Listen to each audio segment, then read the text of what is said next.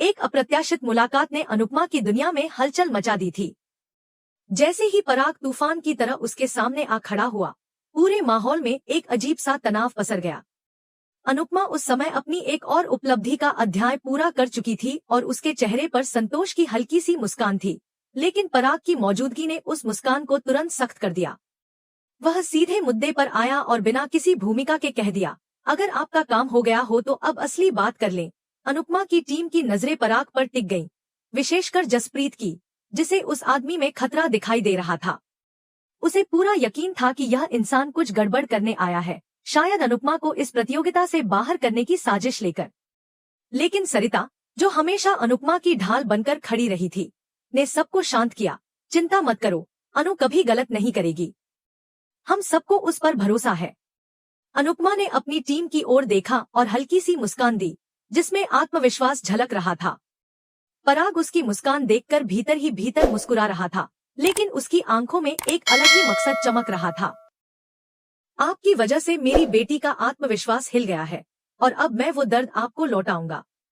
उधर शाह निवास में भी सन्नाटा पसरा हुआ था। मोटीबा का चेहरा कठोर हो गया था जब उन्होंने ख्याति को रोका। तुम्हें राही की जीत से कोई मतलब नहीं है, तुम्हें तो बस अनुपमा की हार चाहिए। लेकिन मेरे इस घर में सिर्फ शांति चाहिए और इसलिए मैं नहीं चाहती कि राही इस प्रतियोगिता में भाग ले। ख्याति हक्का बक्का रह गई, लेकिन जवाब देने से पहले माँ ही बोल उठी, अगर राही नहीं जाएगी तो मुझे मौका दो। मोटीबा ने तुरंत डांटा, माही चुप रहो, तुम्हें तो बस आग में घी डालना आता है। पर ख्याति टस से मस नहीं हुई। बा, आप चाहे जो कहें, लेकिन मैं राही को जीतते हुए देखूंगी। फाइनल में अनुपमा और राही के बीच मुकाबला होगा और अनुपमा हारेगी। दूसरी ओर पराग और अनुपमा अब अकेले थे। पराग ने अपनी जेब से इंटरनेशनल क्रेडिट कार्ड निकालकर अनुपमा के सामने लहराया। आपके पति भी तो अमीर हैं, आपको इस कार्ड की अहमियत समझ में आनी चाहिए। इसकी कोई लिमिट नहीं, जब चाहो जितना चाहो निकालो। आपके लिए पैसा जरूरी है, हमारे लिए प्रतिष्ठा। अनुपमा ने भौहें चढ़ाई। आप कहना क्या चाहते हैं? पराग ने सहजता से कहा, आपको तो पता है, इस कार्ड से मोहल्ले की हर जरूरत पूरी हो सकती है। उस बच्ची की सर्जरी, आपकी बेटी की एकेडमी, मोहल्ले वालों की मदद, सब कुछ संभव है। बस क्या? अनुपमा ने तीखे लहजे में पूछा। पराग ने गंभीरता से कहा, बस आप जानबूझकर हार जाएं। अनुपमा की आंखों में अब आग सी जल रही थी। आप चाहते हैं कि मैं अपनी टीम को बेच दूं? हमारी मेहनत को पैसों में तौल दूं? पराग ने बेपरवाही से कहा, जब हार की कीमत जीत से ज्यादा हो तो उसे समझौता कहते हैं। अनुपमा तपाक से बोली, इस बात के लिए आपको यहाँ आने की जरूरत नहीं थी, फोन पर भी बता सकते थे।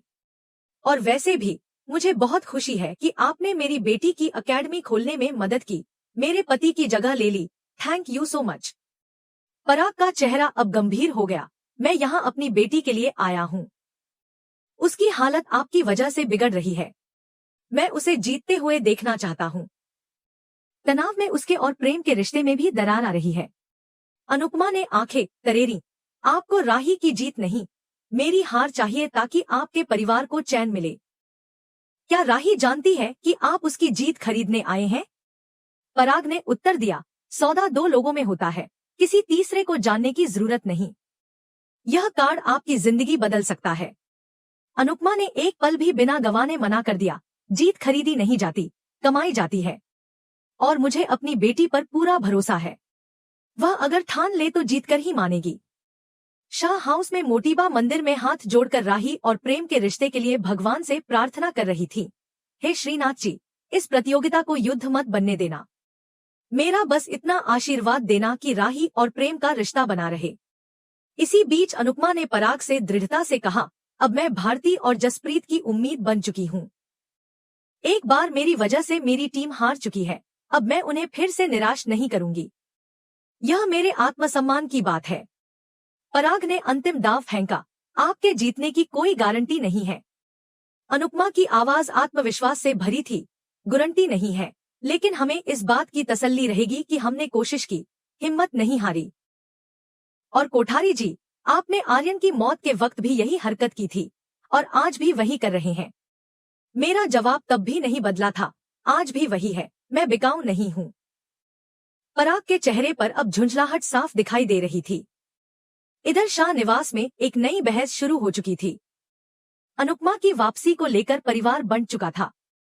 लीला ने गुस्से में कहा, मैं उसे कभी अंदर नहीं आने दूंगी। लेकिन बाबूजी ने ठंडे स्वर में कहा, अगर वो आना चाहेगी तो कोई उसे रोक नहीं सकता। अंश भी बाबूजी के पक्ष में खड़ा हो गया। बाबूजी बोले, हमें अनुपमा से माफी मांगनी चाहिए, यह सबसे अच्छा मौका है। लीला अपनी जिद पर अड़ी रही, मैं माफी नहीं मांगूंगी क्योंकि मेरी कोई गलती नहीं है। पाखी, तोशु और ईशानी सभी अनुपमा की वापसी के खिलाफ थे। बात वोटिंग तक पहुंच गई और निर्णय टाई हो गया। तभी तोशु अपने ख्यालों में खो गया। उसने खुद को अमीर बनते हुए देखा, मीडिया वालों को भगाते हुए, फाइनल के टिकट ब्लैक में बेचते हुए। उसका चेहरा पैसों की लालच में डूबा हुआ था। सपने से बाहर आकर वह अचानक बोला, मैं अपनी मम्मी से नाराज नहीं रह सकता। मैं मम्मी की तरफ हूँ। उन्हें इस घर में रहना चाहिए। उसका यह बयान सभी को चौंका गया। उसने घोषणा की, इस राजघराने की असली राजमाता मेरी मम्मी ही है।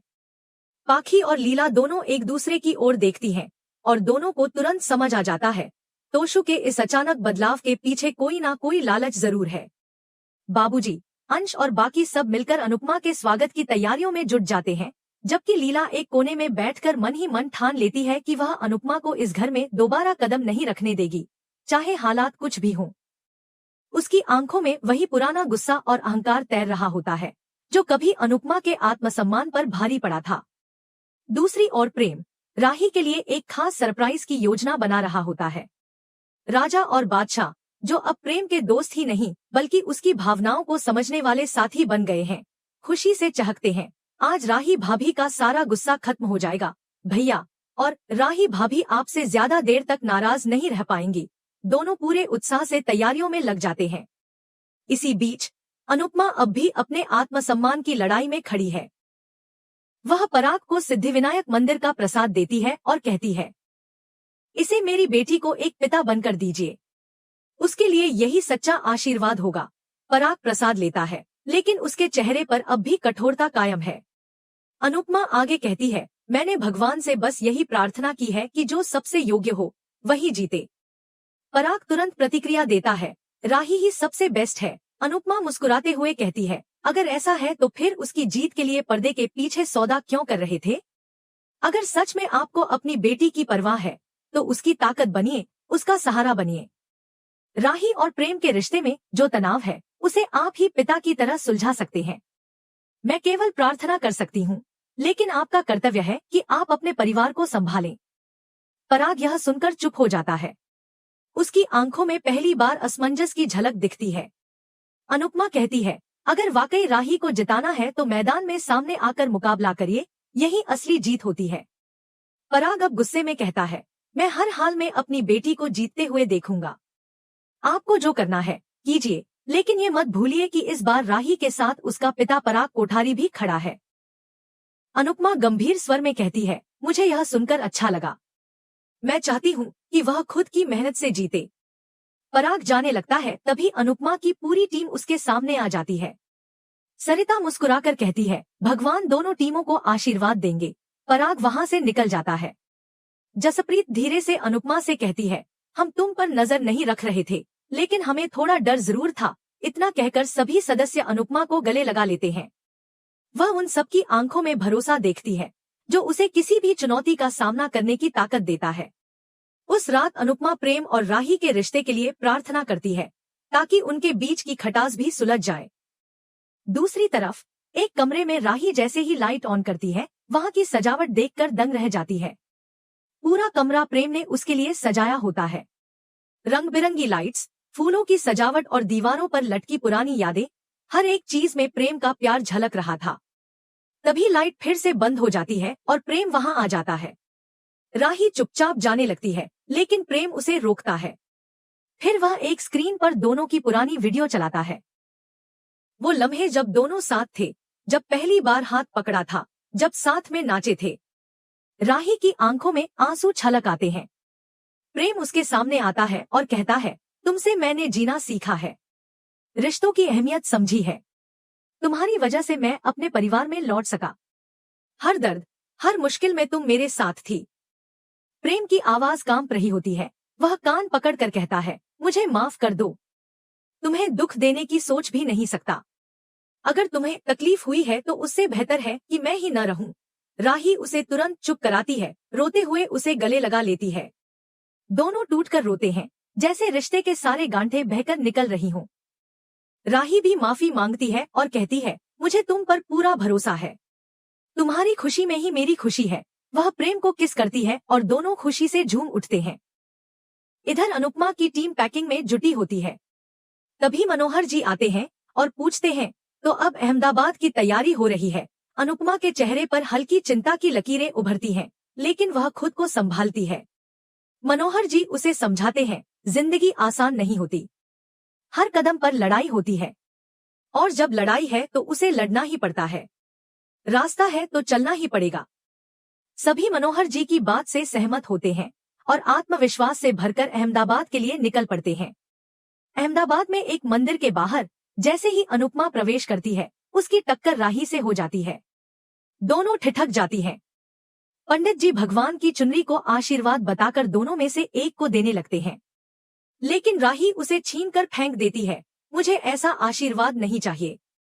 अनुपमा गंभीरता से कहती है, भगवान के घर में कम से कम शांति से बात करो। राही गुस्से में भड़क उठती है, आपको देखते ही मेरे अंदर आग लग जाती है। मेरा आपसे कोई रिश्ता नहीं, मैं सिर्फ अनुज की बेटी हूँ। अनुपमा की आंखों में माँ का दर्द और महिला का आत्मसम्मान दोनों झलकते हैं। वह कहती है, अनुज तुम्हारे पिता बनने से पहले मेरे पति थे। तुम्हारा पूरा खानदान तुम्हारी टीम में हो, तब भी मुझे फर्क नहीं पड़ता। अब फाइनल में मिलते हैं, मुकाबले के मैदान में। राही थोड़ी सहम जाती है, क्योंकि अनुपमा की आंखों में आत्मविश्वास और दृढ़ संकल्प की चमक स्पष्ट थी। उसे एहसास होता है कि मुकाबला आसान नहीं होगा। उसके चेहरे पर टेंशन साफ नजर आने लगती है। तो दोस्तों, असली सवाल अब यही है, क्या राही इस बार अनुपमा को टक्कर दे पाएगी, या फिर एक बार फिर अनुपमा का विश्वास, मेहनत और टीम वर्क जीत की कहानी लिखेगा? क्या राही फिर से दबाव में आकर टूटी हुई प्रदर्शन करेगी, या प्रेम का प्यार और पराग का सहारा उसे मजबूती देंगे? अपनी राय हमें कमेंट में जरूर बताइए। और अगर ये कहानी दिल को छू गई हो तो वीडियो को लाइक करना और चैनल को सब्सक्राइब करना मत भूलिएगा। जुड़े रहिए अगले भाग के लिए, क्योंकि असली जंग अभी बाकी है।